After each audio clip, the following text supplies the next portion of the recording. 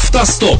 Qanunun hər üzünü tanıyın. Avtostop efirdədir. Studiyada mən Tural, 497 46 22. Zəng edirsiniz. Studiyada tək deyiləm. Təlimçi, məşqçi, daha doğrusu məşqçi Aqil Rəhimovla studiyada bir yerdəyik. Qəza əleyhinə kursların rəhbəri məşqçi Aqil Rəhimovla sizin suallarınızı, yol hərəkət təhlükəsindən bağlı sizin suallarınızı cavablandırmağa hazırıq. 8155-ə SMS-ləriniz qəbul olunur. 8155 həmçinin sürücülük vəsiqəsinin seriya nömrəsini göndərməklə nə qədər cəriməniz var, ondan da xəbərdar olacaqsınız, hörmətli dinləyicilər. Aqil müəllim, axşamınız xeyir olsun. Axşamınız xeyir, Tural.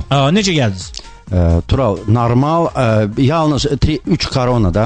3 Talcının yanında, Zərdabi prospektində. 3 koronanın yanında aşağıdan yuxarıya gedən deməli cərgə böyük bir tıxac yaratmışdı. Niyə görə? Deyim də, orada qoşa xət yoxdur aşağıda. Qoşa xət yoxdur. Ona görə də siz özünüz məndən yaxşı bildiyiniz kimi olmadıqda, xətt olmadıqda, zolaqlar olmadıqda sürücülər özləri təsəvvür eləməlidir. Tural, elə qəşəng təsəvvür eləmişlər. Deməli 6 zolaqdan 5-i onların, biri aşağı düşənlər. Bu artıq, belə deyim, məşhur bir, məsələn, rəssamın təxəyyülünə, abstrakt təxəyyülünə bənzir. Yəni, xətlər aləmi, məsələn, tablonun adını kosmosdan çəksək, xətlər aləmi qoya bilərik. Telefon xəttində dinləyicimiz var. Alo.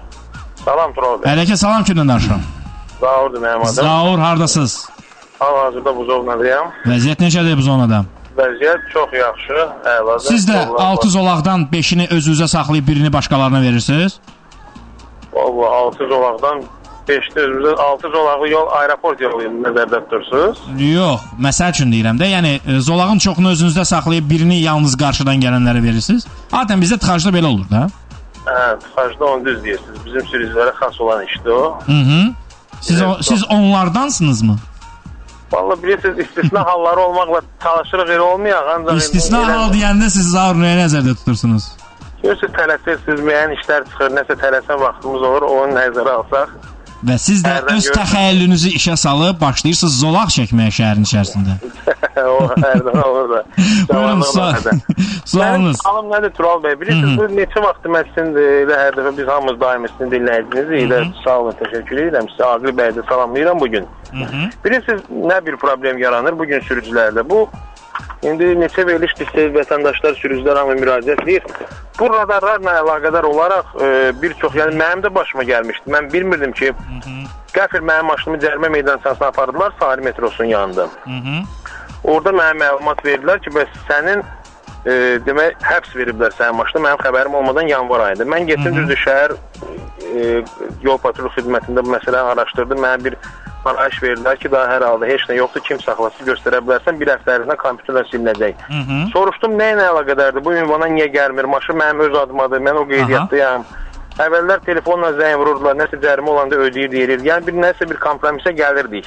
Belə bir hallar olanda belə bir söz işlədilər. Çox vaxt gedin Azərpoçtu verin məhkəməyə və yaxud hansı ərazi üzrə yaşayırsınızsa, həmən ərazi məsəl üçün poçtun verin məhkəməyə. Belə bir hallar biraz çətinlik yaradır. Çünki mən may ayının 30-dan haradasa bağ tərəfdəyəm. Mənim ayın 1-dən 19-na qədər özüm bilmədən, yəni surət 120 düz aşmışam, 141, 143. Avtomatik rejimdə mənim MMX radarlarım da olub. Bəli. Mən heç bilmirdim bunu. Ayın 1-də olan radar cəriməsi ayın 19-unda gəlib mənə. Bir də ayın 6-sında 2 məktub, 1-də olan 19-u gəlib. Yəni biz vətəndaş normal sürücü olan halda indi bunu biləndə özü yığışdırırsan da, təbii cəriməni verirsə maddi ziyandır insana. Amma bilməyən də 5-6 cərimə üstə gələndə bizim üçün çətin idi. Mən getdim dedim, əgər bunu mən ödəmirəmsə, davamlı belə sürətlə maşın sürürəmsə, deməli mən normal sürücü deyiləm. Mənə saxlayıb deyə bilər ki, sən normal sürücü deyilsən, niyə davamlı edirsən? Yox, özümü yığırıqsa, deməli biz günahımızı başa düşürük. Ancaq orada deyəndə deyirlər gedin Binəqədim, indi məsələn mən Binəqədi üzrə yaşayıram, Binəqədi poçtu verin məhkəməyə. Belə hallar biraz Yox, orada poç məsələsində mən razı deyiləm. Qanun İnzibati Xətalar Məcəlləsinin 410-1.6-cı bəndində göstərilib ki, vətəndaşa sifarişli poçtla göndərilməlidir. Yəni, qanunda göstərilib ki, vətəndaşa hər hansı bir inzibati xəta törədilməsi ilə bağlı məlumat inzibati xəta törəldikdən sonra 370-ci maddə var, 410-1-ci maddə var, sifarişli məktubla göndərilməlidir. Yəni, adi məktubla deyil, hansı ki, adi məktub bir həftə ərzində çatacaqsa, sifarişli məktub həmin gün çatır. Və sifarişli məktubun belə deyək, pulunu dövlət tərəfindən onlara ödənilir. Və sifarişli məktubu göndərilən zaman hansısa səhv etmirəmsə 40 qəpikdir, yoxsa 60 qəpikdir. Yaddaşım məni aldada bilər. Onun qəbzi onlarda olmalıdır. Həmin vətəndaş ki, sizə deyir ki, get Azərpoçtun hansı idarəsi varsa onu ver məhkəməyə. Bu zaman siz ona müraciət edə bilərsiniz ki, əzim, siz hansı poçt idarəsinə vermişsiniz, onun qəbzini mənə ver. Mən onun qəbzinin əsasında gedib məhkəməyə verim ki, sən 40 qəpik almısan filan kəsdən, qəbzi var, amma sən məktubu mənə vaxtında çatdırmamısan. Yəni 21-ci əsrdə poçt xidmətinin bu acamat Amerikadan video registrator sifariş edir. Bilirsiniz, siz düz deyirsiniz, bu imtahası elə şeylər var ki, məsəl üçün mənim də, indi desin ver məhkəməyə, onu eləyim. Mənim bunu eləməyə nə vaxtım yoxdur, nə həvəsim yoxdur. Yox, mən demirəm siz məhkəməyə verin. Yəni sadəcə onu deyən adama deyin ki, qəbzi göstər mənə ki, doğrudan da sən onunla göndərmisən, sifarişli məktubla. Dəfələrlə bax belə hallarla rastlaşırlar. İndi mən radio vasitəsilə eşidirəm. Yəni öz başıma da gəlib. Mənə dedilər ki, səni Respublika Yol Patrul Xidməti hətta sənin maşına həbs qərarı verib. Yanvar ayından səni tapa bilmirlər. Yanvar və mart ayında sənin cərimən var. Mənə bu məlumatı veriblər iyunun 15-i. 6 aydan sonra deyirəm, niyə maşını uzadıma, eyni ünvanda oluram, həmişə niyə belə, həmişə adətən AZS ilə tapırdılar, zəng vuruldu, ünvana gəlirdilər. Mən sizə 370-ci, mən başa düşdüm, 370-ci maddənin göstərilib, vətəndaşa poçt vasitəsindən, elektron poçt vasitəsilə, SMS vasitəsilə və daha sonra bildirişin tərkibi haqqında siz zənglə bildirə bilərlər. Yəni, sizə bir rəsmi bildiriş göndərməsə SMS yaza bilər. Yəni, ən rahatı. Bir söz də soruşum sizdən. Tutalım belə hallar baş verirsə və sürücünün xəbəri yoxdursa. Yay vaxtı kimsə hansısa səyahətə gedir, ailəsi ilə, dostu ilə gedir. Yolda bunu saxlayıb. İndi hər hansısa stasionar postlarda desələr ki, məsəl üçün sizin maşınınız filan nömrəli maşının haqqında həbs var. Amma bizim xəbərimiz yoxdur bundan. O, burada bilirsiniz, nə cür hallar ola bilər? Ya bizə deyirlər, maşını düşürdün, gedin orada... Bəli, bu hal olur. Yəni, onun prosedur qaydası tam işlənməyib Azərbaycanda. Yəni, söhbət nədən gedir? Siz saxlanmışsınız. Bəlkə həbs səhvən verilib. Tutaq ki, nömrənin biri səhv görüblər, yazıblar onu. Buna görə siz, tutaq ki, saxlayıblar sizi Zərdabda, məsəl üçün. Düşürdüblər maşından. Qayıtmışsınız Bakıya. Məlum olur ki, onlar səhv veriblər. Siz təzədən gəlmişsiniz Zərdaba. Yəni, bunun prosedur qaydası bir qədər tam işlənməlidir. Yəni, indiki prosedur qaydana siz düşməlisiniz, gəlməlisiniz Bakıya, müəyyənləşdirməlisiniz. Mənim mənəvi zərərimi kim ödəyəcək? Amma daha bir qədər inkişaf etmiş ölkələrdə belədir ki, onlar artıq saxladığı yerdə müəyyənləşdirə bilirlər ki, bu səhvdir yoxsa düzdür. Yəni yerində aydınlaşdırılmalıdır məsələ. Bunun üçün təzədən 200 kilometr, yenidən 200 kilometr geriyə qayıtmağın mənası yoxdur. İndiki qaydalara görə siz düşürdüləcəksiniz. Bəli, siz istirahətdən gələndən sonra məhkəməyə verib, mənəvi təzminat almaq hüququna maliksiniz. Siz nəyə görə heç nə olmadan həbs vermişsiniz və s. Və yaxud varsa da mənim heç xəbərim olmadan mənə həbs verilir. Bəli, çünki İnzibati Xətalar Məcəlləsinin 410-cu maddəsində göstərilib ki, daha doğrusu 409-cu maddəsində göstərilib ki, qanunla necə olur? Əgər sizə məktubu çatdıra bilmirlərsə, nəqliyyat vasitəsinin saxlanması haqqında qərar qəbul olunur. Bu həbs deyil ha. Yəni saxlayanda həmin sənədin surətini sizə təqdim edirlər ki, ala, get ödə.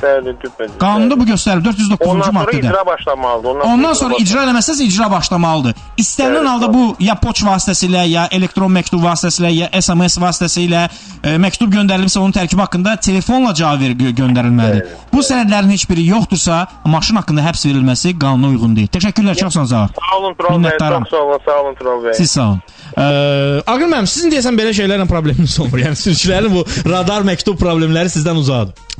Tural, maraqla amma qulaq asıram və biz sizin haqqında fikirləşirəm. Fikirləşirəm ki, bu qardaş məsəl üçün də olub da, indi qaydaları pozub. Görürsünüz, indi məsələn saxlayırlar, toya gedirsən, qalsıq uzat, maşın getdi. Axı bunun bir dənə yolu var. Qaydaları pozmamaq. 120 yolda 141 sürməmək. 60-lıq yolda 90 sürməmək. Bax, mən ona qulaq asıram ki, bax, insanlar nə boyda əziyyət çəkirlər və haqlı əziyyət çəkirlər. Çünki hər bir, elə bir ki, günahın bir cəzası olmalıdır. Olmazmı bu ki, bu olmasın? Bu çox asandır axı. Yəni qayda pozmamaq ən asandı idi, nəinki qaydanı pozmaq. Ən sakit. 497 46 22 zəng edirsiniz. 81 55 SMS-ləriniz qəbul olunur. Yol hərəkətinlə bağlı istənilən sualı bizə ünvanlaya bilərsiniz. Mən tək deyiləm, mənim adım Turaldır və Qəza İlahiyyətin kursların məşqçisi Aqil Rəhimov da qonağımızdır. Aqil Rəhimovla əlaqə saxlamaq istəsəniz 3w.profi-s.com saytına daxil ola bilərsiniz. 120-lik yolda 149-la cəriməsi nə qədərdir və bal düşürmü? Bu barədə mən sizə bir sual verəcəm. Ümumən 149-la ilə bağlı. 29 kilometr hərəkət sürətini aşmısınız, 50 manat 2 bal. Aqil müəllim, yüksək sürətin törətdiyi təhlükələr, yəni qəza olar bilər yox, yəni avtomobilin özünün idarə etməsi ilə bağlı bir məqamı toxunaq ki, yəni 120-lik yoldur, siz 149 ilə gedirsiniz, 180 ilə və ya 200 ilə gedirsiniz. Təbii ki, bəzi avtomobillər daha müasir avtomobillər təhlükəsizlik sistemləri ilə təmin olunub, təchiz olunub. Lakin bu bəs deyil, yəni bu o deməkdir ki, siz gedib maşını əzməlisiniz və s. Yüksək sürətin törətdiyi təhlükələr nə ola bilər və yüksək sürətlə sürücü gedirsə, bir qədər naşı sürücülər, vasitə gedən sürücülər nə etməlidirlər özlərini qorumaq üçün? Tural, bu məsələnin iki tərəfinə toxunaq. Texniki cəhətdən nə ola bilər? Bir kəlmə ilə bu sözü deyim ki, 120-dən, 130-dan sürəti artırmısansa, sənin taleyin, sənin təkərini istehsal edən fəhlənin məsuliyyətindən asılıdır. Və salam, sənin taleyin bir təkər qiymətindədir. Yəni o təkər partlasa, indi də beskamerdir, düzdürmü? Onu yığışdırmaq mümkün olan şeydir. Olarmı ki, insan öz həyatını 60 manatlıq təkərdən elə bir ki, ona arxain olsun? Bunun cavabı budur. İkincisi isə yüksək sürətin xatası nədir? Tural, bax, bilirsiniz necədir? Bu şəhərdə 60, aeroport yolunda 120. Bunu bilirsiniz nə fikirlə qoyulub? Bu o fikirlə qoyulub ki, bu sürətlər qoyulanda ətrafdakı, deməli, elə bir piyadalar da normal keçəcək, ətrafınızdakı sürücülər də normal sürəcək. Bu o halda verilib. Və hər kəs biləcək ki, hansı sürəti mütləq bunu seçməlidir. Bunu seçməlidir. Amma sürücülər elə bilirlər ki, bilirsin, 120-dir də 120-də sürəm. Bax, gör, yağış varmı? Sən buzda da 120 sürəcəksən. Yəni bilirsin necədir? Ən yaxşı hal üçün o 120 qoyulub, 60 qoyulub, 90 qoyulub. Ən maksimum 120-dir. 120-dən o yanı nəzərdə tutulmuyor. Və sürücü müdrik olmalıdır. O bilməlidir ki, onun 60 ilə getdiyi yolda uzaqda uşaq burnunu qurdalaya və qabağa dala qaçırsa, burada əsl normal sürət 20-yə düşməlidir. Düzdürmü? Bax belə. 497 46 22 zəng edirsiniz 8155-ə sürücülük vəsiqəsinin seriya nömrəsini göndərməklə nə qədər cəriməniz var, xəbərdar olacaqsınız. Salam, bu SMS-lər. Mənim avtomobilim qəzaya düşüb. Ciddi xəsarət alıb və cərimə meydançasındadır 2 aydır. Mən meydançada 2 ay qalmasına görə nə qədər ödəniş etməliyəm və sübutu harda yazılıb? Tarif Şurasının qərarı var. Cərimə meydançasının, yəni nəqliyyat vasitəsinin müvəqqəti duracağı götürülürsə, günü 30 qəpikdəndir. Salam, mən Şəmkirdənəm. Maşınımın Şəki seriyasıdır. Mən yəsini tanımıram. Şəmkirdə Şəmkirə qeydiyyat etsəm rüsumu nə qədərdir? Şəmkirdə nəqliyyat vasitəsini Şəmkirə qeydiyyat eləməz. Maşın gərək Şəkidən qeydiyyatdan çıxsın, daha sonra siz onu Şəmkirə qeydiyyata qoyasınız. Aqil müəllim, xariclərdə bəzən insanlar çox aqressiv olurlar. Bu aqressivin nəşəsində tez-tez zolağını dəyişənlər olur. Bu məsələ biz keçən həftədə toxunmuşduq, amma bu dəfə tam ayrı bir məsələyə toxunmaq istəyirəm. Yəni bir adam sol kənar zolaqdan sağ digər kənar zolağa bir dəqiqə deyərək hamıdan yol istəyərək gedir. Ola bilər ki, bir sürücü ona diqqət etməsin və onu vursun. Yəni bu cür sürücülərdən özünü necə qorumaq lazımdır? Bəlkə heç yol verməyəsəm, yəni sadəcə bir dəqiqə qarış, bir dəqiqə mənim də işim var, mən gedirəm. Yoxsa dayanıb yol vermək lazımdır, yaxşısı. Tural, mürəkkəb sual verdiniz. Nəyə görə? Yol vermək lazımdır ya yox, o mənada sual verdiniz. Bilirsiniz necədir? İmkan olanda, da görsəz ki, bu insan çox aqressivdir. Bilirsiniz necədir? Deməli, deyir Allah Taala deyir ki, bəzi insanları mən baxan, amma görməyən yaratdım. Bəzi insanları eşidən, başa düşməyən yaratdım. Yəni sizin qarşınıza belə insan düşübsə, yəni baxıb görməyən, inanın ki, fenomendir, Tural. Baxırlar, məsəl üçün o deməli tıxacda bəziləri insanların elə bir krışa yedir, elə bir ki damı uçur. Yəni o gözünə heç nə görsənmir. Bilmirəm nəyə tələsdiyindən. Bu anda onun qabağına baxırsan da vəziyyətə baxırsan. Çıxsan o səni vura da bilər. Bu fenomendir. Görür ki, yol sənindir. Görür ki, o buraxmalıdır, sənin üstüvə sürür. Sən siqnal verirsən ki, çıxma, mən gəlirəm. O yenə doğrudan fenomendir. Buna yəni, mən bugün Səməd Vurğun küçəsində, Bakıyanov küçəsindən keçməsində bunu gördüm. Yəni yol mənimdir, o mənim sol kənarımdadır. Mən ikinci zolaqdayım, o üçüncü zolaqdadır. Və mənimlə nəqliyyat vasitəsinin arası, qarşındakı nəqliyyat vasitəsinin arasında bir maşınlıq məsafə var. Yəni mən svetofordan hərəkət etmişəm, o isə məndən qabaqda kəsişmədədir. Yəni hələ onun svetoforu yanmayıb ki, mən onu gəlib çatacağam. Mənim solumda olan yük avtomobili, yəni qaz verdi ki, dərhal özünü ora daxil eləsin. Yəni ora daxil, amma o sağa getmirdi ya, o düz gedəcəkdi Səməd Vurğundan. Sadəcə zolaq xoşuna gəlmədi. Yəni bu halda nə etmək lazımdır? Tural çox Əvvəl öncədən onu dedim ki, sözünüzü kəsdim. Öncədən dedim ki, mən ona yol vermədim. Siqnal verdim, gəldim, keçdim onu. Ha, gəldiniz, keçdiniz. Siz öz qaydalarla getdiniz. Tural. Amma deyin də, ola bilərdimi ki, siz ona yol verməyən anda o qəfil çıxıb sizi vurardı? Belə bir şans var idi mi? Belə bir şans var idi. 50%, 30%, 20%. 30% şans var idi ki, o ümumiyyətlə güzgəyə baxmasın. Belə bir şans var idi. Lakin mən belə biz çıxmasın avtomobilin mühərrikinin gücünə güvənərək onu keçdim. Yəni o nə qədər də qaz versəydi də məndən daha tez tərpənə bilməyəcəkdi deyə mən ona güvənib onu keçdim. Aşağı mühərrik olsaydı bəlkə də keçməyəcəkdim. İndi həmin situasiyanı qiymətləndi. Həmin situasiyanı və ona oxşar situasiyanı, deməli baş yoldasan sən, belə sağ yoldasan, sağdan onlara yol ver işarəsi var. Deməli imkan varsa daha girirsə burax yəni. Amma hərdən olur. Yol vermək xatalı olur. Dalda avtobus var. Hiss eləyirsən ki, daldakının da damı gedir. Yəni ki, tormuz versən, çox sağdakiləri buraxsan, o ya sağından, ya solundan o boyda avtobus keçib səni vura bilər. Bax, burada bir dənə sir deyim sürücülərə.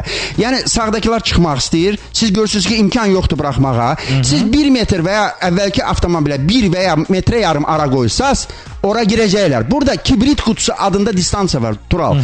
Deməli, heç cür imkan yoxdursa, deməli, onları buraxmağa, əvvəl sizlə qabaq gedən avtomobillə, deməli, onlar sağdadır da, ara məsafəsi 5, 6, 8 santimetrdən yuxarı olmamalıdır. Yəni, fiziki cəhətdən sağdakı görür ki, yol sənindir və o fiziki cəhətdən o 8 santimetrə daxil ola bilmir. Bu kibrit qutusu adlanır. Bunu, mən həmişə siz bilirsiniz ki, demokratik şeylərin tərəfdarım, burax getsin, amma təsəvvür edin, dalda, sağda kamaz, solda, yəni sən deyansan səni daldan vuracaqlar. Kibrit qutusu distansiyasını qoyanda nə qədər damı getsə də bilir ki, o kibrit qutusunun arasına, sənlə qabaqdakı maşının arasındakı kibrit qutusuna yerləşməyəcək. Bu yalnız yavaş sürətlərdə ola bilər. Yerləşmək missiyası olsa, məqsədi olsa, o yalnız avtomobili saxlayıb gəlib orada dayana bilər ki, Rusun sözü olsa, psiyota ki gəldim. Yox, o yerləşməyəcək, Tural. Kibrit qutusuna yerləşməyəcək. Avtostop. Yol bizimdir. Və 81.55-ə gələn SMS-lər var Aqil müəllim. 2008-ci ilin maşınıdır. 2012-ci ildə texniki baxışdan keçib, növbəti texniki baxış nə vaxt olmalıdır? 2014-də. Mən heç bir qayda bilmirəm. 2 ildir maşın sürürəm. Cəmi 2 dəfə radara düşmüşəm. Heç vaxt qayda pozmamışam. Niyə? Qaydaları bilmək vacibdirmi? Yəni, mən sizin öhdənizə buraxıram. Aqil müəllim, SMS-i bir də oxuyuram. Mən heç bir qayda bilmirəm. 2 ildir maşın sürürəm. Cəmi 2 dəfə radara düşmüşəm. Heç vaxt qayda pozmamışam. Niyə? Qaydaları bilmək vacibdir. Mənən, insan bilmədiyi qaydanı necə pozmadığını iddia edə bilər. Tural, biziz nə barədə söhbət gedir? Ümumiyyətlə, mən inanmıram ki, qaydaları bilməyən insan, texniki vərdişləri olmayan insan, özünü ətrafdakı pis sürənlərdən qoruya bilməyən insan 2 il maşını, mən inanmıram, Tural belədir. Bunun səbəbi nədədir? Yəni doğrudan mı onun qarşısına başqa sürücü, onun kimi sürücü çıxmayıb, hə? Prosta, bir dənə sindrom var, mən sizə söz deyim. O, yeni öyrənənlərə yaman zərər verir. Bilirsiniz, kimsə maşın sürməyi tutaq öyrənmək istəyir də. Kömək eləməkləri dərd yarı. O dəqiqə, məsələn, qızdır, öyrənmək istəyir. Padruqalar gəlir. Sən hələ müəllimin yanına gedirsən. Neçə dərs getmişsən? 5, mən 2 dərs öyrənmişəm. Tural, dəhşətli şeydir bu. Yəni, iki xanım arasında prinsipial. Mən ondan mübarizə aparıram internetdə də. Tural, bilirsiniz necədir? Cəhənnəmə gedən özünə dost axtarar da. Bu fantastik, Tural, siz inanırsınız ki, 2 saat rul arxasında texniki vərdiş alan adam bizim şəhərdə deməli, illərlə deməli, qəzasız maşın sürücü. Mən inanmaram buna. Olmaz. Amma təsəvvür edin ki, bunlar necə padruqadırlar, necə dostdular ki, elə dostudur. Neçə dərs gedirsən? 8-ə. Mən 2 dərs öyrənmişəm. Amma danışmırlar ki, tutaq ki, 2 dərs öyrədib. O 2 dərsdə nə hadisələrə düşüb, ərinə zəng elib, mamet, maşını yenə vurdular. Onu danışmırlar, Tural. Amma yalnız sən hələ dərsə gedirsən və tələbə deyir ki, Aqil müəllim, mən axı 15 dərsə gəlirəm, amma o 2 dərs öyrənəm. Deyirəm, sən bilmirsən o 2 dərsin arxasında nə bəlalar, nə tragediyalar var. Bəlkə də 2 aya öyrənib, yalandan deyir. Bəlkə də hələ orada pişikdə basıb, amma danışmır. Bu sindrom var. Ümumiyyətlə, bəzən bizim bəzi sürücülərdə öz üstünlüklərini, yəni virtual olaraq olsun, real olaraq olsun, fərq etməz, öz üstünlüklərini göstərməsi. Yəni, mən səndən ağıllıyam, mən səndən bacarıqlıyam, mən daha yaxşı sürürəm, sən ümumiyyətlə heç nə bilmirsən və s. və s. Yəni, bu sindrom var, biz onu hər zaman müşahidə edirik, amma bir məsələ də var. Yeni başlayan sürücünün qorxularını, təbii ki, o qorxur. Bir ilk olaraq kiməsə zərər vurmaqdan qorxur. Yəni kiməsə vurmaqdan qorxur. İkinci olaraq qorxur, yəni kimsə bunu vurar. Ay Allah, indi qəza eləyəcəm. Ay Allah, indi qaydanı pozacağam. Bu qorxulardan necə qurtulmaq olar? Məşqçi kimi tövsiyələrsiniz. Yəni təzə başlayanlar ola bilər. Sizin yanınıza gəlib keçib, yəni sizin yanınıza gəlib keçibsə o artıq qorxusu yoxdur. Bəli. Amma başqa məşqçilərlə o ola bilər hazırlaşsın, nəqliyyat vasitəsini idarə etməyə. Bu qorxulardan necə azad olmaq olar? Yəni qəza təbii ki baş verə bilər. Kimisə vura bilərsən, sürtə bilərsən və s. Ondan necə qurtulmaq olar? Tural, qısaca deyim, deməli, haradasa qəza əleyhinə kursları, elə bir ki, qəza əleyhinə kursları qutaran insanı, belə bir ki, qarşılaşdıraq da, Aikido kurslarını qutarmış insanın qorxuları. Birisi necədir? Belə deyək də, gecə vaxtı, saat 3-dür, qadın qara kəmərdir, yəni hər şeyi bilir. Aikido da bilirsiniz, niyə adını çəkdim. Aikido başqasını vurmaq deyil. Aikido başqasının sənə zərbəsini onun özünə tərəfdir. Yəni hardasa bu elə bir ki qoruyucu idman növüdür. Başa düşürsünüz? Gecə 3-də qız gedir, qabağına 5 dənə xuliqan gəlir. Bu da artıq keçibdir yaxşı müəllimdən ki, 5 xuliqanı birdən gələndə necə olarına. Bax, eləcə də qəza, nədəndir qorxu, Tural? İnsan bilməyəndə, hər sahədə insan bilməyəndə ki, bax, qarşılaşdığı problemlə, yolda da biz hər an problemlə, qarşılaşdığı problemi nə tər həll eləsin, aydın məsələdə insanda hansı hal olur? Qorxu. Deməli, pis kurslar var, yaxşı kurslar var, müdrik kurslar var. Pis kurslar nədir? Ona getməsəz yaxşıdır. Yaxşı kurslar nədir? Sənə yaxşıca öyrədirlər maşını sürməyə və salam, bunda da iş qutarır. Sən də deyir, sonra deyirsən, ay Allah, bu 2 aydan bir mən niyə vururam? Mənim müəllimim yaxşı idi. Var müdrik kurslar, mən özümdən demirəm. Var şəhərimizdə elə müəllimlər. Müdrik kurslar nədir? Texniki vərdişlər verir, qaydaları verir. O dəqiqədə deyir, bu qaydaların başqa pis sürücülər tərəfindən pozulma mexanizmi necədir? Ondan sonra bundan necə mübarizə etməm? Yəni ki, qara kəmər Aikido poyası ilə elə bir ki, insanı buraxır. Burada qorxu qalarmı? Sizdə varmı? Sizdə var mı qorxu? Məndə qorxu yoxdur. Məndə qorxu yoxdur, amma sadəcə olaraq, yəni sadəcə elə insanların, yəni elə məşqçilərin, müəllimlərin yanına getmək lazımdır ki, o digər sürücülərin qayda pozuntularını sizə izah etsin. Yəni təkcə siz stopda dayan yox, kimsə dayanmadığı halda siz nə edəcəksiniz, onu izah etmək. Düz anladım mı? Düz anladımsınız. Demək, qaydaları öyrədir, texniki vərdişləri öyrədir, ətrafdakıların bunları pozma mexanizmini öyrədir və onlar sənin üstüvə kamaz gələndə, bəziləri deyir, tormuzu verərəm. Nə tormuz verərəm? Karman sənin üstüvə gəlir. Orada maral testi adlandırmışıq da. Maral testi lazımdır. Yəni ki, tormuz, darcı sürəti azaltmışsan. Tormuz, rulo 30%, kamazdan qaçırsan, yaxşı olar sağa qaçasan. Çünki belə şeylər var. Biz onun yeri gəlmişkən Avtostopun televiziya versiyasının master class bölməsində göstərir. Yəni mən Aqil müəllimə qəza şəraiti yaradıram. Aqil müəllim isə bu qəza şəraitindən necə qutarmaq olar, onu sizə nümayiş etdirir. Salam Tural, yol nəqliyyat hadisəsində təqsirli sayılan sürücü özünü təqsirli saymırsa, həmin sürücüyə kamera vasitəsilə təqsiri sübut olunmalıdırmı? Zahid yazıb göndərib. Zahid, ümumiyyətlə yol qəzasında inzibati pozuntu zamanı, istənilən hadisə zamanı hər hansı bir sürücünün günahı tam sübut olunmalıdır. Bəli, vətəndaş ola bilər ki, özünü günahkar saymır, amma ona günahı sübut olunur. Salam Tural, Rasim Diləzan, necəsən? Yaşayış olan yerdə 70 olan sürətə cərimə düşürmü və nə qədər? Ümumiyyətlə biz müəyyənləşdirməliyik. Siz yaşayış məntəqəsindən söhbət edirsiniz, yoxsa yaşayış zonasından söhbət edirsiniz? Bizim son sorğularımız bunu göstərib ki, bəzi sürücülər ümumiyyətlə yaşayış zonası ilə yaşayış məntəqəsini ayıra bilmirlər. Telefon xəttində Nizami bəydir. Nizami bəy, salam aleyküm. Salam, Tural. Yanınızdakı radionu söndürün, Nizami. Bir dəqiqə. Bəli, radionu söndürün. Sən söndür. Salam, Tural. Əleyhissalam. Buyurun qardaş, eşidirəm. Bizim bir problem var. Bu ağıllı kamera deyirlər, nə deyirlər, belə bir şey var da yəqin. Bəli, var. Onun adı nədir bu elmi dildə? Ağıllı radar, MMX radarlar. Mən deməli, o gün mənə deyirlər ki, maşının parkovkaya görə aparmışlar ştrafmaya. Neçəndə soruşsun, onun dərməsi nə qədər Tural? Ümumiyyətlə nəqliyyat vasitəsi daima durma qaydaları pozulsa 20 manat cərimədir, 20 manat evakuator haqqıdır. Nə düz alırlar. Sonra yoxlayırdınız da çəklər əlinizə. Düz alırlar. Tural müəllim, deməli mən oradan mənə dedilər ki, sizin də bir belə bir kameraya düşmüsünüz, bir həqiqədə 2013-cü ildə. Mən də 2013-cü ildən bəri 2011-də almışam maşını. Həmin o vaxtdan bəri bir neçə dəfə belə kamera olub. Deməli o cəriməni yazılıb da mənə. Zənciroblar getmişəm, cərimə yazılıb. Axırıncı olub mayın 17-sinə Yusuf Səfərovda. Neftçilər xəstəxanasının qarşısında. Mən də orada dedim ki, ay müəllim, baxın mən 2013-dən bəri bir neçə dəfə belə olub da. Bu bilmirəm bu nə dərəcə düzgündür yoxsa yox. Birincisi həmin ərazidə, yəni Azərqaz Hesab Birliyinin qarşısında olan radar sizi çəkdiyi zaman sizə həmin kameranın görüntüləri göstərilir və radarın sertifikatı təqdim olunur. İndi siz mənə deyin, siz nədən narazısınız? Bu niyə sizi çəkib, yoxsa siz orada olmamışsınız ümumiyyətlə? Yox, mən heç bilmirəm, axı 2013-cü ildə olan hadisədir, mən bunu təzə bilirəm. 2012-də? 2013-cü ildə olub, mən də 2013-cü ildə en azı 5 dəfə həm 102 kamerası deyirlər də, bu Neftçilər xəstəxanasının qarşısında. Nəqliyyat vasitəsi öz adınızdadırmı? Xeyr, məndə şeydir də, daverirsən də, amma etibarla verirsən. Anladım.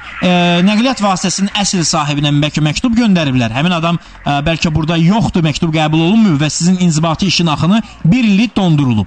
Yəni bu ola bilər. Prosedur belə bir qayda var ki, vətəndaşı tapa bilməyəndə hansı ki vətəndaş... Müəllim, məsələn, Binəqədi özü də bir neçə olub mənə zəng olurlar ki, məsələn, sizin düşmüşsünüz, hansısa bir dəyər şeyiniz var, qaydanı pozmuşsunuz. Yox, mən sizə anladım. Mən sizə prosedur qaydanı izah edirəm. Birinci məktub ya axırıncı etibarnamə alan şəxsə göndərilir, ya da avtomobilin birinci sahibinə göndərilir. O göndəriləndən sonra, əgər vətəndaş cavab vermirsə və müəyyənləşdiriləndə ki, bu nəqliyyat vasitəsini, müəyyənləşdirə bilməyəndə ki, bu nəqliyyat vasitəsini kim idarə edir? Bu zaman vətəndaşı tapmaq üçün inzibati işin axını bir ilə qədər dondurulur. Vətəndaş müəyyənləşdiriləndə ki, nizamidir sürən, o zaman inzibati işin axını bir il tamam olmayıbsa, yenidən bərpa olunur. Bəlkə sizdə bu prosedurdur. Yəni mən dəqiq deyə bilmərəm ki, həmin vaxtdan bəri bir neçə dəfələrlə məsələn mənə zəng olunub, həm şəhər qayıtından, həm də rayon qayıtlarından ki, hansısa bir yəni həmin maşın ondan sonra həmin maşın olub sizdə, yoxsa başqa maşın? Mən o maşını 2011-ci ildən sürürəm. O vaxtdan bu vaxta qədər bir neçə dəfələrlə zəng olunub, həm Sabunçu olsun, Binəqədi olsun, şəhər qayıtı olsun da, harada marşenim olubsa o ərazidən zəng olub, mən getmişəm. Ən axırıncı mayın 17-sində, bu mayın 17-sində. Çox güman ki, siz ora getməlisiniz və dəqiqləşdirməlisiniz ki, onlar inzibati işin axınını dondurublarmı? Əsas məsələ budur. İnzibati işin axını... Cəriməsi nə qədərdir? Ora 60-lıq yoldur. Siz neçə sürətlə getmişsiniz? İndi bilmirəm. 80 var da. Ondan yuxarı olmaz. 80-dir. Bu hərəkət sürətinin 20 kilometr aşılmasıdır. Yəni 80-dən yuxarıdırsa, 81-82, bu 50 manat 2 baldır. 80-ə qədərdirsə 30 manatdır. Yəni Turan müəllim, burada yəni mənə artıq nəsə pul deyə bilərlər. Mənim üçün xəbərim yoxdur bundan. Siz ora gedin, hərəkət sürətinizi öyrəndikdən sonra 65-155-ə zəng edin. 050 və ya 070. 65-155. Mənimlə birbaşa əlaqə saxlamaq üçündür bu nömrə. 050 65-100 neçə? 65-155. Yəni 050-sini yığmayın. Birbaşa 65-155 yığın. 65-155. Bəli. Oldu, çox sağ olun. Siz sağ olun, mən minnətdarım, təşəkkürlər Nizami. Yazırlar. Aqil müəllim salam. Heç balınız olubmu? Tural, bu barədə danışmışdıq. Mən biraz utanıram indi artıq danışmağa. Mən də analiz elədim ki, biz biraz özündən razılıq çıxır ki, mənə gəlməyib, amma doğrudan gəlməyib, Tural. Yəni balınız yoxdur. Yox. Biz necə hadisə olub, nəzər durduğum yerdə daldan məsəl üçün maşını verir. Belə xırda şeylər olub ki, arxadan. Mənim maşınımın gücləri yalnız arxadan çatır. Onun da metodikaları var. Yəni qabaq-qabağa gəlmir. Bütün o intiqamlarını arxadan alır. Amma inanın ki, axı məsəl üçün deməli indi məsəl üçün mən yalan deməzdim. Polis işlərdə yəqin qulaq asır. Bazada məndə bal adında şey yoxdur, yox. Yəni uzağı evinizdə lirik bal ola bilər. Bəli. Yoxdur. Yəni mümkündür bu, onu demək istəyirəm. Avtostop efirdədir, studiyada mən Tural və verilişimizin ikinci hissəsinə start verdi. Tək deyiləm, qəza əleyhinə kurslarının məşqçisi Aqil Rəhimovla bərabər sizi maraqlandıran təhlükəsiz idarə etmə ilə bağlı, nəqliyyat vasitəsinin təhlükəsiz idarə etmə ilə bağlı bütün suallarınıza cavab verməyə hazırıq. 497-46-22-yə zəng edirsiniz, 81-55-ə SMS-ləriniz qəbul olunur, sürücülük vəsiqəsinin seri nömrəsini göndərmə ilə nə qədər cəriməniz var, xəbərdar olacaqsınız. Keçən saatdan gələn SMS-lər var Aqil müəllim, onları oxuya və cavablandıraq. Tural və Aqil müəllim salam. Siz bizdə yolların qırağında parkovkanı niyə qanunlaşdırmırlar? Niyə məhz ona buna 20-30 qəpik verməliyik? O pul dövlətə getsə pisdirmi bəyəm? Pul dövlətə getsə heç bir pisliyi yoxdur. Sadəcə olaraq hər yerdə dayanacaq olmağı düzgündür. Məsələn, bir şey qeyd edeyim, Aqil müəllim. Bugün Akademik Həsən Əliyev küçəsinə gedirəm. Sağda və solda da ticarət mərkəzləridir. O tikinti materialları satılır. Həmin ərazidə dayanma durma qadağandır yol nişanı var. İndi sual yaranır. Həmin küçədə dayanma durma qadağandısa, mən ağır texniki tikinti materiallarını necə almalıyam? Siz mənə sual verirsiniz. Yəni mənim özümdə sual yaranır. Bəlkə siz onun cavabını verirsiniz. Yəni dayanma durma qadağandır, anladıq. Amma hamı saxlayıb. Bəli. Yəni heç kim o nişana əməl eləmir. İki mən daxil, iki siz daxil. Çünki oradan vanna alanda siz axı ora maşın gətirmək lazımdır. Heç kim vannanı belində aparmayacaq.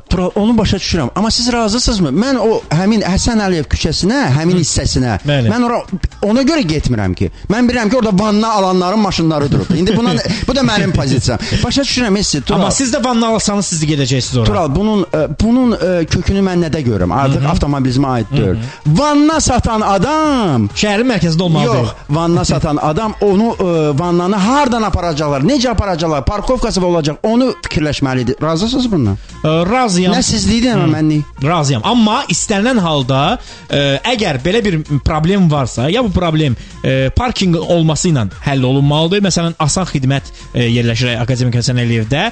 Onun əvvəl qabağında saxlayırlar nəqliyyat vasitələri, daha sonra asan parking yaradılır arxasında. Həmçinin Nobel prospektində də elədir.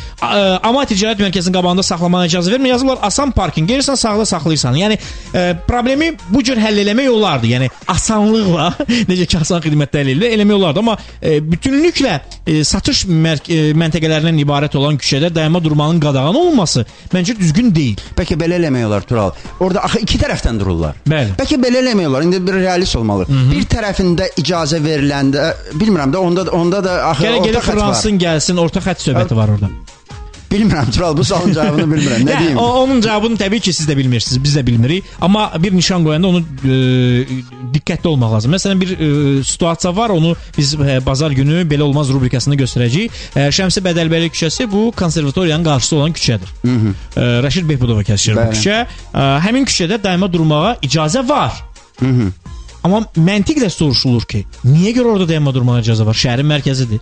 Təzə ki, konservatoriyaya ali oxumağa gələn cavan oğlan. Orada yaman darısqallıqdır. Bəli, kontrabas çalan xanım qız, tar çalanın müəllimi, tarzən, hamısı maşınını orada saxlayır və orada niyə üçün icazə var? Həsən Əliyevdə mən vanna alacağam, niyə görə mənə qadağadır? Bu məntiqi mən başa düşmürəm. Düz deyirsiniz, Tural. Amma bir şey deyim də, bizim sürücülər də öyrəşiblər. Elə bil ki, deməli 2 addım, deməli piyada getmək istəmirlər, Tural. Maşın alan adam deyir ki, davsiyodur, mən da maşından düşüb dükana girməliyəm. Dükandan çıxıb maşına minməliyəm. Halbuki orada aşağıda, mən sizə deyim, Tural. Mən mərkəzə gedirəm də, həmin o Nizami kinoteatrı. Orada məsəl üçün qanunsuz parkovkalar var. Orada parkovçik nə deyir? Mənlikdir. Mən o sözlərə qulaq asmıram. Nə mənlikdir? Orada bilirsiniz də dönəndə, elə bil 28 aprel küçəsinə dönəndə Mənlikdir adında bir parkovka var. Mən orada Mənlikdir də, yəni necə Mənlikdir? Oradan sağa dönəndə, Tural, yerin altında parkovka var. Mən də fikir vermişəm, o bizi hava tam dolu olmuşdu. Eurovision vaxtı, yadınızdadır qoymurlar. Ha vaxt gedirsən orada 100 yer var. Mən gedib orada maşını qoyuram. Lift də var ya. Oradan lift çıxır yuxarı. Dükanlara çıxır, nə deyir? Maşını qoyuram. İndi 1 manat, 2 manat. Əlbəttə ki, gündə 8 saat işləyən adam orada qoya bilməz. Amma belə şəhərə gəzməyə gedəndə niyə ora qoyulmasın maşın?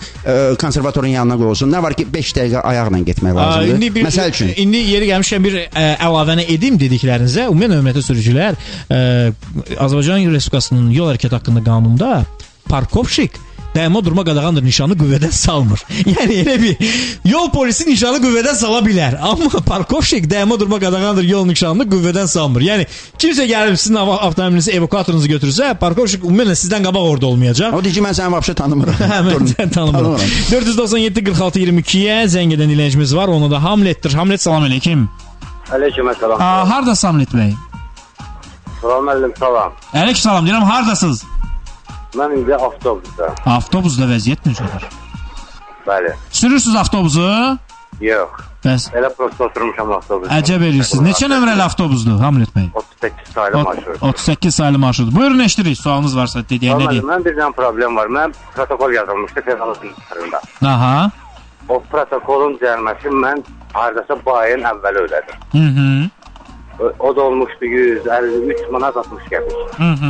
İndi mənə məhdudiyət qoyula bilər, yoxsa yox? Yox, əgər siz cəriməni ödəmisinizsə, yol hərəkəti haqqında qanunun 85-1 bənddə deyilir ki, cəriməni faizlərlə bərabər ödəndikdə ödəmişəm qətiyyinə qətiyyinə. məhdudiyyət barəsində verilmiş qərara xitam verilir. Vəssalam.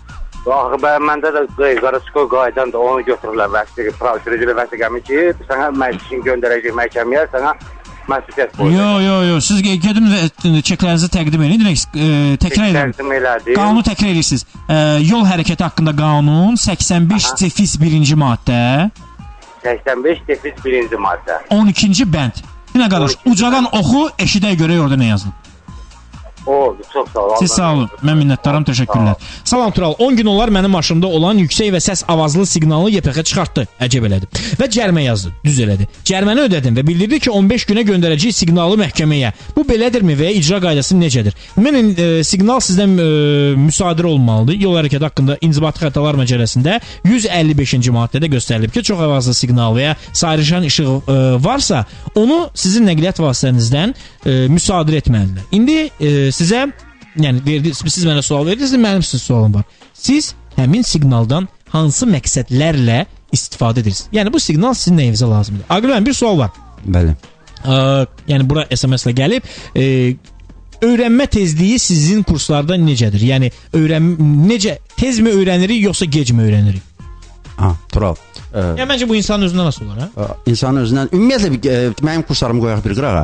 Nədən asılıdır insanın maşın öyrənmə? Birinci, əlbəttə ki, onun qarşısına normal yox, müdrik kurslar demişdim və müdrik kurslar çıxmalıdır. Bundan başqa, yaxşı, o kurs çıxdı qabağa, yaxşı kurs çıxdı. İndi kimsə tez öyrənir, gec öyrənir. Bu nədən asılıdır? Tural, mən bunu neçə ildir analiz edirəm. Bilirsiniz nədən asılıdır Tural? Düşünmə qabiliyyətindən.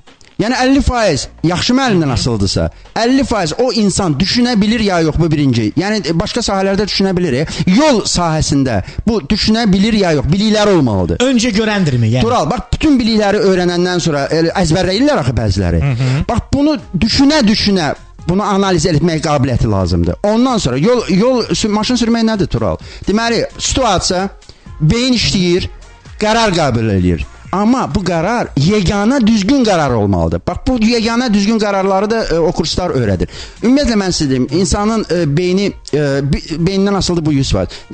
Nədən asılıdır? Bir dənə də şey deyim, tələbələr 3 yerə bölünürlər. Yaxşı mənada elə bir ki, paralon qubqa olaraq Tural. Bəli. Deməli nə deyirsə, nə ağzından ağıllı söz çıxırsa bu adam hopur buna. Bunlar çox tez öyrənirlər Tural. Məsəl üçün mənim rekordum doğrudan bu indi deyəcəm, gene deyiciləri bunlar bir-birini tərifləyirlər. Doğrudan 2 nəfər olub mənim həyatımda ki, bu özüm də inanmıram. 5 saata maşın sürüblər. Bunlardan biri bir nəfər də adı yadımdan çıxıb. Biri sizsiniz Tural. Tərifləmirəm sizi. Bilirsiniz? Yox, bilirsiniz. Amma mənim rolum orada azdır Tural. Hardasa 30%, 40%, 70% sizin rolunuzdur. Deyin niyə? Siz tam mənim kurslarıma qədər tam hazır idiniz elə bir ki, bütün qalan şeylərə. Mənəvi cəhətdən hazır idim. Əgər mən başqalarına düşünməyi öyrədirdimsə, sizə yalnız texniki vərdişlər eləyəndə, bütün mən o dediyim sirləri deyəndə, onlar artıq sizdə var idi Tural. Düzdür, rul arxasında deyildi, mikrofon arxasında var idi. Yəni bu belə rekorddur. Amma ümumiyyətlə götürəndə hardasa 10 saatdan 30 saata qədər gedir və dinləyicilər deməsin, nə uzandı. Bir dənə informasiya verim. Sakit İngiltərədə normal məcburi kurs 50 saatdır Tural. Hardasa biz qəhrəmanlıqla məşğul oluruq da 10 saatdan 30 saata qədər öyrədirik də. Bizdə ekstremal situasiyalar daha çoxdur. Yəni onlar, yəqin ki, ingilisləri Bakıda belə sürə bilərsən, ona görə kursun sayını artıraq tipli yanaşma da. Tural, mənə elə gəlir ki, bizdə yaxşı maşın sürməyi öyrədən adama daha zaval yoxdur. Mazambikdə də sürəcək, İngiltərədə də sürəcək. İngiltərədə vəbşə ondan Şumaxirədə qoyacaqlar. Tural bəy, salam, məni içkili tutublar, məhkəməyə yaxınlaşdı. Mənə dedilər ki, sənin vəsiqən məhdudlaşdırmaya gedəcək. Mən cərimə ödəsəm məhdudlaşdırmaya gedə bilərmi? Yenə çox sağ olun, siz sağ olun, amma sizə ayıb olsun ki, siz içkili surətdə nəqliyyat vasitəsini idarə etmisiniz. İlk dəfə üçün 300 manat cərimə və ya sürücülük hüququnun məhdudlaşdırılmasıdır. Buna məhkəmə qərar verir. Salam Tural, 7-ci mikrorayon Bolluq bazarının qabağında maşın adamı sahibini tanımır. YPX hardadır? Ceyhun yazıb göndərib. Tural salam, vəsiqənin vaxtı 07:07-də bitir. Bir gün qabaqdan gedib təzəsini ala bilərəmmi? Dünən cavabını işlə bilmədim. Bir də ki, başmaqla maşın sürmək qanun pozuntusu sayılırmı? Başmaqla maşın sürmək qanun pozuntusu sayılmır. Lakin məsləhət deyil. Niyə görə məsləhət deyil? Aqil müəllim bir neçə dəqiqədən sonra onu sizə izah edəcək. O ki, qaldı vəsiqənin vaxtı bitməmişdən öncə bir gün qabaqdan dəyişməyə. Qanunda göstərilib ki, vaxtı bitdikdən sonra dəyişdirilməlidir. Lakin siz asan xidmətdə bir qədər tez dəyişə bilərsiniz. Gedin yaraşığı. Buenos Aires'te, yani Argentina'da dünyanın en geniş küçesi yerleşir. Küçe Argentina Müstəqillik Gününün şərəfinə 9 iyul adlandırılıb. Bu küçede 12 zolaq yerleşir. Təsəvvür edin, prospektin eni 230 metrdən 430 metrə qədərdir. 9 iyul prospekti bütün Buenos Aires ərazisindən geçir. Bu prospektdə kifayət qədər çox abidə ucaldılıb. Don Quixote heykəli, 2 aeroport, Respublika meydanı və Kommunikasiya Nazirliyinin binası. Prospektin tikintisini hələ 1899-cu ildə düşünmüşdülər. Bu böyük layihəni reallaşdırmaq yalnız 100 ildən sonra 1973-cü ildə gerçəkləşdirilə bilib. İndi Buenos Aires rəhbərliyi nəqliyyatın hərəkətini yerin altından keçirməyi, prospekti isə piyada gəzintisi üçün nizamlamağı planlayır. Avtostop. Yol bizimdir. Salam Tural müəllim, mən keçən dəfə sizə sual verdim ki, başmaqla maşın sürmək olar. Dediniz, qanunda yoxdur, olmaz, amma təhlükəlidir. Mənə o qayıqçısı deyir ki, qadağandır. Sizə onu deyən Dövlət Yol Polisinin inspektoru izah etsin ki, hansı qanuna əsasən qadağandır. Azərbaycan Respublikasının yol hərəkəti haqqında qanununda ayaq geyimləri barəsində hər hansı bir göstəriş yoxdur. Təhlükəsizliklə bağlı qəza əleyhinə kursların məşqçilərinin tövsiyələri var ki, hansı ki onu sizə Aqil müəllim, təkrar edirəm, bir neçə dəqiqədən sonra izah edəcək. Bir sual gəlib Aqil müəllim, yəqin ki o suala birlikdə cavab verəcək. Aqil Rəhimov, qəza əleyhinə kursları məşqçisi, bizimlə bərabər hər cümə olduğu kimi sizin suallarınızı cavablandırır. Aqil müəllimlə əlaqə saxlamaq istəsəniz, sizə çox maraqlıdır ki, Aqil müəllimin kursları, mən onu çox gözəl bilirəm. 3w.profi-s.com saytına daxil olursunuz. Aqil müəllimlə əlaqə saxlamaq üçün əlaqə vasitələrini görürsünüz. Aqil müəllim SMS. Düzünə və sağa hərəkət nişanı olan yerdə, düzünə və sağa hərəkət nişanı olan yerdə sola dönə bilərəmmi? Dönəcəyim yol iki tərəflidir və qoşa xətlə yox, bardürlə bölünür. Tural, bir dəqiqə. Düzünə, sağa, mən oradan cavab, sola olmaz. İndi o bardürün, yəni bardürün üstündən keçmək istəyir. O çox güman ki, deyin. O çox güman ki, fikirləşir ki, o bardür yolun bir tərəfində yol ayrıcında bitir, oradan sola dönə bilərəm. Solda da o bardür bizdən. Yəni düz sağ. Deməli, belədir də, mən başa düşəni Tural. Məcbur edici nişanlardan düzünə və sağadırsa, aydın məsələdə nə göstərib o işarə, onu da eləmək olar. Düzünə olar, sağa olar. Bəlkə kəsişən yolun bardürlə bölünməsini deyir, yol ayrıcında ki, ortada bir dənə kəsişmə olur. Axı, nişanlar bir kəsişmədən digər kəsişməyə qədər qüvvədə olur. Bəlkə yol bardürlə bölünür, onu nəzərdə tutur. Tural, vəziyyət dəyişir. Vəziyyət dəyişir. Dinləyicilər diqqətlə qulaq asınlar ki, yəni təsəvvür eləsinlər deyə. Gənclik tərəfdən 5 nömrəli xəstəxananı keçirik. O deməli, onu keçirik, gəlir Nərimanov tərəfə. Elə Bakontdan kəsişən yol var ha. Bəli. Bax, orada düzünə və sağa var, düzdürmü? Bəli. Oradan sola icazə var da Tural. Yəni kəsişmədən sonra. Çünki orada kəsişmə də deyədir, o iki qoşa xətt deyil. Yəni Əhməd Rəcəbli küçəsinə döngə. Yəni gedirsən Bakonda çatırsan. Bax, onu demək istəyirəm. Orada deməli yollar arasında deməli ayrıcı zolaq var ha. Bunu biraz qatışdırırlar. Deməli, əgər kraska ilə çəkilibsə orada olmaz. Yox, orada elə bir betondan ortasında ağac varsa, həmin yerdə düzünə və sağadır. Nə deməkdir orada düzünə? Düzünə o deməkdir ki, birinci kəsişmə olmaz. Yəni ki, o soldan sağa biz tərəfə Nərimanova gələn tərəfə olmaz. İkinci kəsişmə artıq elə bir ora olar. Bəli. Amma ayrıcı zolaq dedikdə rənglənmiş deyil, beton ara kəsmələrlə və xüsusi qazon örtüyü olan və ya olmayan. Yəni beton ara kəsmə. Konstruktiv. Yerdə çəkilmiş yox. Bəli, konstruktiv kəsişmə varsa, nişan həmin kəsişməyə qədər qüvvədədir. Məcburi hərəkət nişanı. Yəqin ki, biz sizin sualınızı düz başa düşdük və ümumiyyətlə çalışdıq ki, hər tərəfli cavablandıraq. İndi isə qayıdaq başmaq, çəkələk, şəpit və ləpiklər məsələsi. Yəni mən bütün jargonlarda dedim ki, aydın olsun. Qanunla qadağan deyil. Lakin bu cür nəqliyyat vasitəsini idarə etdiyin zaman hansı təhlükələr ola bilər? Tural 6 ildir də bu veriliş aparırsınız. Yəqin ki, yay sezonlarında şəp-şəpi və bu suallar yay sezonunda ən çox suallar şəp-şəpi və plyonka ilə bağlıdır. Plyonka şükür Allaha qanunla belə başqa cür nizamlandı, azalıb. Amma yay mövsümünün ən dəbdə olan sualı bu şəp-şəpi ilə bağlıdır. Gəlin sizə qardaşım o sual verən ya SMS yazan qardaşa keçən dəfə biz izah elədik. Deməli, qəza əhliyyətindən kursların təkə müəllimi kimi yox, 30 ilə yaxın təcrübəsi olan adi sürücü kimi deyim. Deməli, belə bir şey var da, ayağımızın reaksiyası. Ayağımızın tormuza və qaza reaksiyası. Tural, bəlkə də, əgər, məsələn, biz sağ ayaqla sürürük də, sol ayağımız da belə qəbul olunur ki, dəqiq ayağı olmadığına görə, amma bir şey var, həyatda solaxay doğulanlar, Tural, onları sol ayağıyla da qəşəng sürürlər ha, solaxay. Amma bir 90% insanlar solaxay deyirlər. Ona görə bu sağ ayaq sürür də. Qazdan tormuza keçir, tormuzdan qaza. Və bunun sürət reaksiyası var da. Və aydın məsələdir ki, ayağa yaxşı yapışmış ayaqqabı olanda bu sürətlə gedir və reaksiya hərdən bizə 1 saniyə, yarım saniyə, saniyenin 1/10 çatmır. Axı bu şəp-şəpi sağdan sola gedəndə ayaqda fırlana bilər. Ayaqdan düşə bilər, pedalın altına düşə bilər.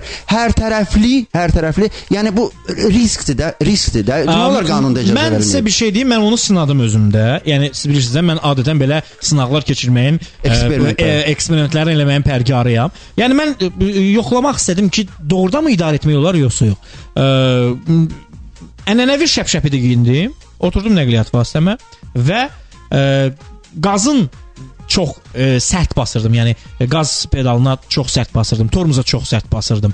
Hətta elə olurdu ki, ayağım məsələn siz deyirsiniz, dabanın yerdə olsun, sol sağ hərəkət ki var, daha rahat işləmək üçün. Alınmırdı, ayaq sürüşürdü içərisində. Şəp-şəpi qalxırdı yuxarı, ayaq düşürdü aşağı və mən qazı hiss edə bilmirdim. Axırda məcbur oldum şəpidi qoyum qırağa, ayaqyalın nəqliyyat vasitəsini idarə edeyim ki, bir yerə çatdırım və öz krasovkalarımı və ya digər ayaq geyimlərimi geyim. Yəni bilmirəm başqaları necə idarə edir, bəlkə onlar bizdən daha yaxşı sürürlər. Bir qırağa qoyaq, Tural. Maşın sürmək necə məsuliyyətli işdir, yoxdur? Maşın və şəp-şəpi uyğun gəlirmi? Necə bilirsiniz? Şəp-şəpi və məsuliyyətli səviyyə olaraq yox. Məncə yox. Şəp-şəpin yeri yəqin ki, hamamdır. Təşəkkürlər. Gələn SMS-lər var, 8155-ə yazırlar. Tural, əgər maşın mənim adımı general etibarnamə ilə olsa, mən də maşında olsam, başqa birisi maşını sürə bilərmi? Əgər müvafiq kateqoriyası, yəni B kateqoriyası varsa, sürə bilər. Problem yoxdur. Avtostop. Qanunun hər üzünü tanıyın. Salam Tural bəy, maşının altına neon işıqlar quraşdırmaq qanun pozuntusu sayılırmı? Buna görə cərimə düşürmü? Çox sağ olun. Nəqliyyat vasitəsini digər sürücülərin diqqətini yayındıra biləcək gur işıqlarla təchiz etmək və ya nəqliyyat vasitəsinə əlavə işıq konstruksiyası, onun üçün nəzərdə tutulan işıq konstruksiyalarının qoyulması düzgün deyil və ümumiyyətlə mən sizə bunu məsləhət görməzdim. Adətən bu neon işıqlar Çin istehsalı olur və onlara tez alışmaq qabiliyyəti olur və bu yaxınlarda da Baş Dövlət Yol Polisi İdarəsinin belə bir açıqlaması oldu ki, nəqliyyat vasitələrinə hər hansı bir formada digər avadanlıqların düzgün quraşdırılmaması və ya əldə quraşdırılması qadağandır. Belə şeylər eləməyin. Çünki son dövrlər nəqliyyat vasitələri yanırlar. Aqil müəllim, sizin yəqin ki, praktikada yanmaq olmayıb nəqliyyat vasitəsində. Amma siz özünüz necə fikirləşdiniz? Yəni bir vətəndaş kimi artıq yəni fikirləşmirik, danışmırıq. Sadəcə bir sürücü kimi də nəqliyyat vasitəsinin bu cür belə çoxlu sayda işıqlarla təmin olması münasibətiniz necədir? Yəni Tural, baxır, deməli belədir. Ümumiyyətlə nə qarışmaq olursa, bu deməli yaxşı mütəxəssislər tərəfindən olmalıdır. Özü demək olmaz ki, heç bir cihaz lazımdır. Elə cihazlar var. Navigator qoyursunuzmu? Bəli, varım navigator. Registrator 3 dənədir də məndə. Dala qabağa, böyrə. Lazımdır da, bu lazımdır. Bəli. Amma məsəl üçün həddindən artıq kolonkalar, həddindən artıq sistemlər. Ondan sonra Facebookda biri yazırdı ki, mən indi neyiniyim? Straxavoyu necə aldım? Nə olub? Xenon giydirmək, xenon qoymuşam, maşının yanıb. İndi onlara deyim ki, ondan yanıb. Yəni belə şeylər düzgün qoyulmayanda Səhər gəlib görə bilərsən maşının tamam alışıb. Yəni burada çox ehtiyatlı olmaq lazımdır. Elə bir dəstə deməli cihazlar var ki, bunlar sənə lazımdır. Bunlar sənin təhlükəsizliyi qoruyur. Onları da məsəl üçün o registratorlar elə bil ki prekurivsildən gedir də. Orada bir qorxulu şey yoxdur. Amma elə cihazlar var ki, onlar doğrudan da avadanlıq mütəxəssis tələb eləyir. Bəli, elektrik avadanlıqları quraşdırılır və onun xüsusi sistemi olmalıdır ki, qoruyucu sistemi olmalıdır ki, ən qorxulusu ksenon, əldə qayırma ksenon. Bu maşını yandıran birinci şeydir. Yəni orada güclü elə bil ki gərginlik edir. Ona görə də bütün artıq şeyləri mən əleyhinəyəm və minimal lazım olan şeyləri də çox ehtiyatla qoymağın tərəfdarıyam. Bizim dostumuz Samir Sadıqov hansı ki deməli Avropada işləyir. Lamborghini'nin dizaynerlərindən biridir. Onunla bağlı bu ksenon barəsində söhbət etdim. Yəni bu dizayner də Avropanın mərkəzində işləyir və dünya brendinin dizayneridir və nəqliyyat vasitələrinin dizaynla məşğuldur. O belə şeyləri bilir. Soruşduqda ki, Avropada ksenon istifadə olunmur. O deyir ki, Avropada ksenon dəbdə deyil. Yəni ola bilər ki, kimsə bəzək üçün sarı, qırmızı və ya göy işıqlardan istifadə eləsin, amma düzgün quraşdırılmışdan söhbət gedir. Amma böyük ölçüdə, böyük brendlərdə və ya kiçik brendlərdə fərq eləməz. İnsanlar arasında ksenon dəbdə deyil. Yəni adi işıq yolu görməyə yetərlidir ki, ksenon qoymurlar. Bu bir və yaxud da ki, əgər zavod istehsalı ksenon varsa, mən onun əleyhinə olmazdım. Yəni düzgün quraşdırılsa, amma onu gedib pul verib, Kitayskidir, bəlkə də Allahdılar dilər, xaricidir, amma Kitayski çıxdı. Onu ömründə riskə getməzdim və getmirəm mən. Birdən yanar da maşın. Rəhmətli Siyavuş Aslan demişkən, heç bu ərəbski də deyilmiş. Elçin telefon xəttindədir. Elçin, salam aleyküm. Salam. Hardasınız Elçin bəy? Mən Paşalı Kirov tərəfdə. Yəni Rəsulzadə qəsəbəsində. Kirovun adını çəkməyin. Rəsulzadə qəsəbəsində, bəli. Bəli. Kirov çox pis əməllər eləyib, amma Rəsulzadə yaxşı əməllər eləyib. Buyurun. Nə edirsiniz orada və nə deyəcəksiniz? Mən dənizdən qayıdıram. Həmişə qaralmaqda. Çox sağ olun. Mənim sizə sualım var. Buyurun, eşidirəm.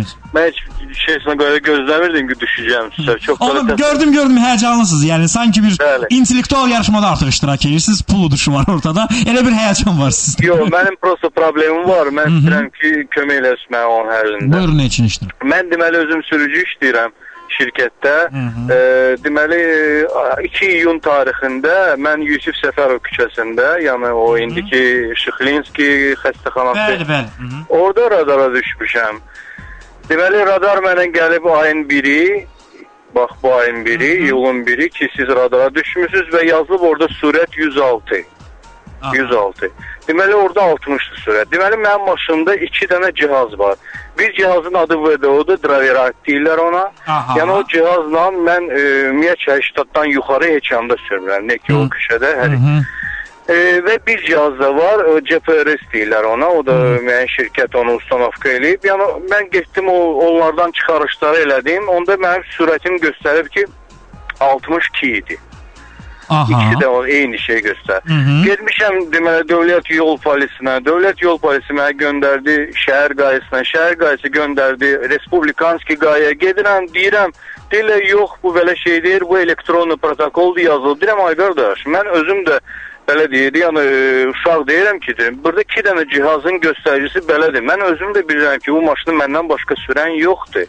Mən belə başa düşdüm ki, mən sizi anladım. Mən belə başa düşdüm ki, siz Azərqaz İstehsalat Birliyinin qarşısındakı radara düşmüsünüz. O məşhur radara ki, Bakı şəhərinin 90% sürücüləri ona düşüblər və ona görə mənə zəng edirlər. Deməli bəli. Həmin radarın sertifikatı məndə var. Həmin radarın sertifikatına görə həmin radarın 2018-ci ilə qədər sabit işləməsi ilə bağlı A-standart ona sertifikat verib. 2018-nə qədər həmin o radarın sertifikatının surəti məndə var. Biz növbəti çəkilişdə yeri gəlmişlər avtostopda onu istifadə edəcək ki, o sertifikat necə olur və s. və s. Sizin tam hüququnuz var ki, inzibati protokoldan şikayət edib. Həmin radarın yenidən standartlaşma patentləşdirmə idarəsinə qaytarılmasına. Çünki ola bilər bəlkə işıq artıb, azalıb, üzərinə gün vurub, çox qızıb, yağış vurub, su düşüb və o səhv işləyir. Bu ola bilər və sizin cihazlarınızın nəticələri ilə həmin o cihazın nəticələri tutuşdurulsun, məhkəmə ekspertiza təyin edilsin, həmin ekspertiza baxsın və məhkəmənin son qərarı ilə sizə həmin protokol tərtib. Yəni bunun həlli ancaq məhkəmədədir. Yəni gedib desəz qardaş, bizdə sertifikat var 2018-ci ilə qədər, Tural müəllimdə də bu var. Görürsüz 2018-ə qədər bu düzü ölçəcək. Amma 2018-ci ilə qədər, yəni bu 5 il ərzində istənilən texnoloji hadisə ola bilər. Maqnit qasırğası ola bilər. İşıq artıb azala bilər. Kimsə gəlib o radara dəyə bilər. Yəni nəqliyyat vasitəsinin qəza nəticəsində və s. və s. Yəni onun iş prinsipi pozula bilər. Bəli. Protokol yazılıb sizə?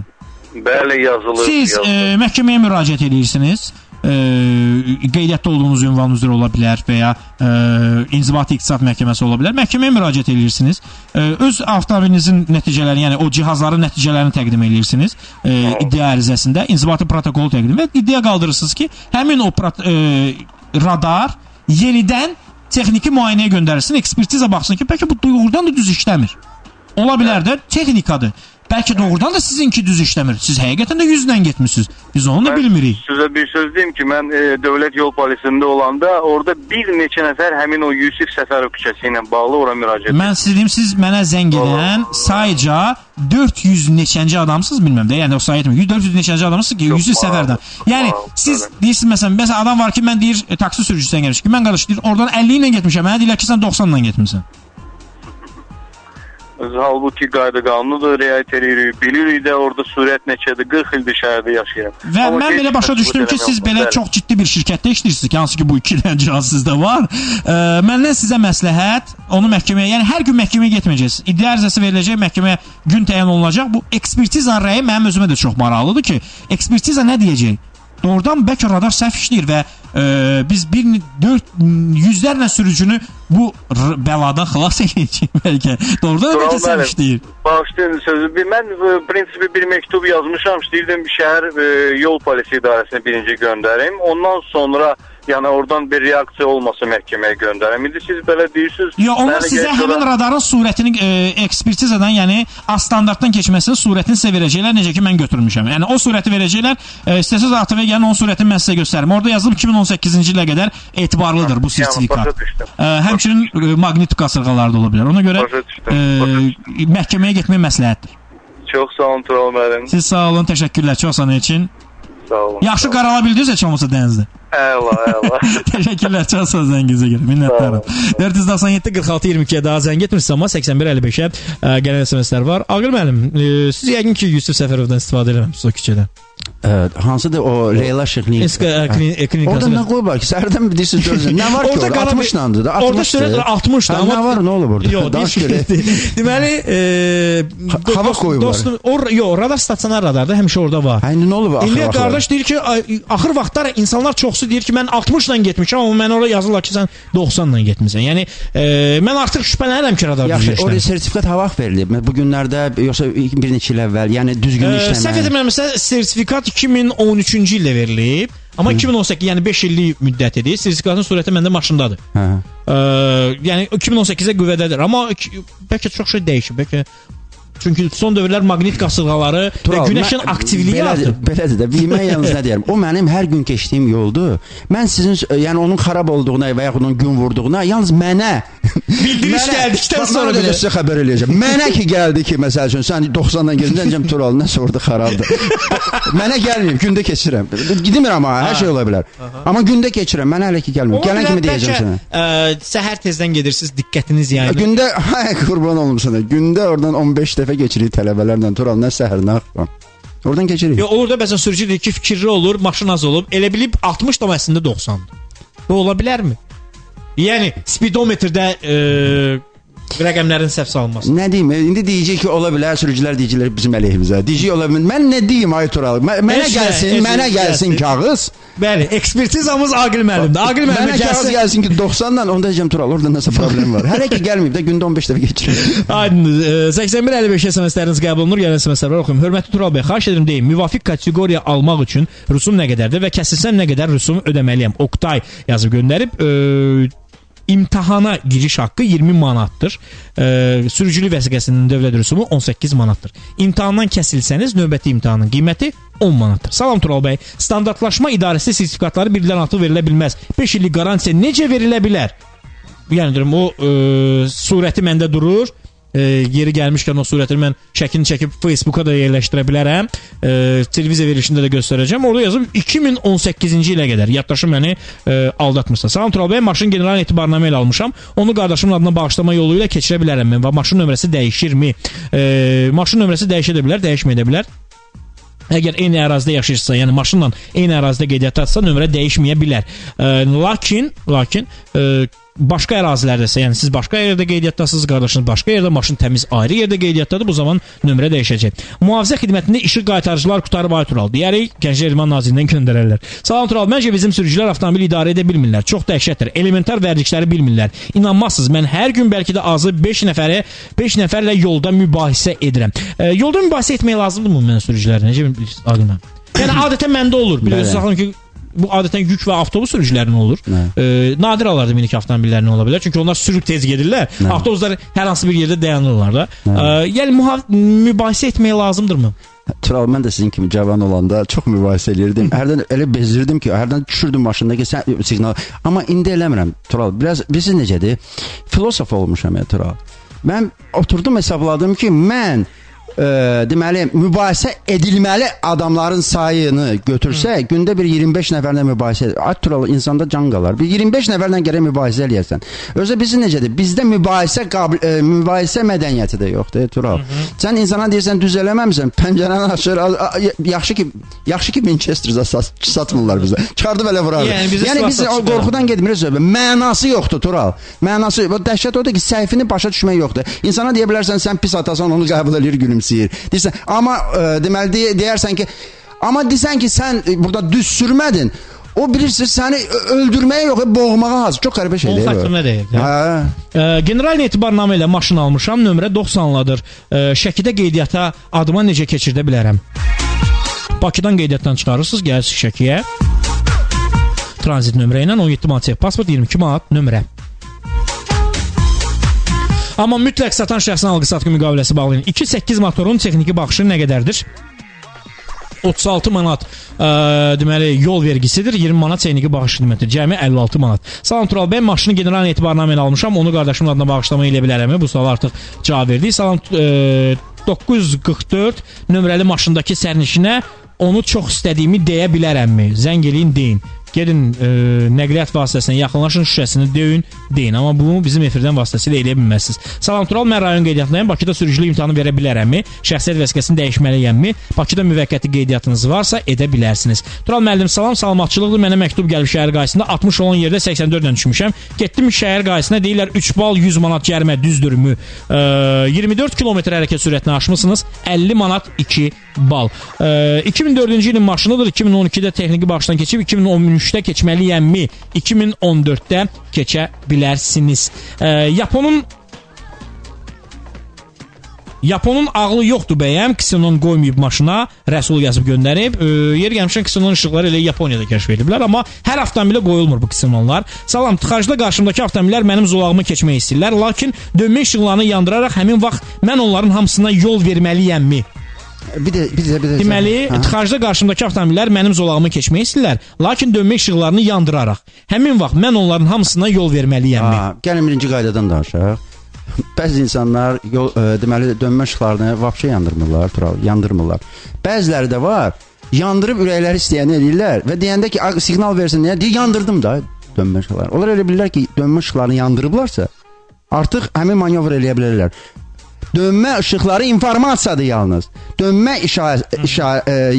işıqları yalnız nə manevr edəcəksənsə, o haqqında informasiyadır. Başqa heç bir üstünlük verilmir. O üstünlük və yaxud üstünlüyün olmamalı. Tamam qaydaların başqa deməli müddaları ilə nizamlanır. Ona görə kimsə o dönmə işıqlarını yandırıb keçirsə, onun qanunları pozur. Amma praktikada baxmaq lazımdır. Bu görmürsə, girirsə, da girib də indi buraxmayacaqsan getdi dəydi. Dəydi 10 günahından. Qabaq vaxt düşəcəksən. Yəni problem olandan sonra başın ağrıyacaq da. Yəni sən günahkar. Ona görə də baxın da vəziyyətə baxın, amma hüquqları yoxdur конечно. Salam Tural, sertifikata 5 il müddəti kim verib? Qanunsuzdur. Haqsızdırsa haqsızdırlar. Radar ildə 2 dəfə yoxlanmalıdır. Ramil yazıb göndərib. Ramil, bu suala yalnız standartlaşma, patentləşmə idarəsi cavab verə bilər ki, onlar radarlara standart olaraq o sertifikatını neçə müddətə verirlər. Amma mən də onu yenə təkrar edirəm. Standartın surəti durur. Məndə var maşında. Ola bilər bəlkə 2018-dir, 2016-dır. Amma yenə təkrar edirəm, uzun müddətli bir sertifikatdır. Surəti məndə var. Yeri gəlmişkən paylaşacağam. Bu qədər Avtostop bu günlük bitir. Aqil mənim təşəkkür edirəm sizə. Sağ olun. Hamınıza təşəkkür edirəm hörmətli dinləyicilər. Bizi dinlədiyinizə görə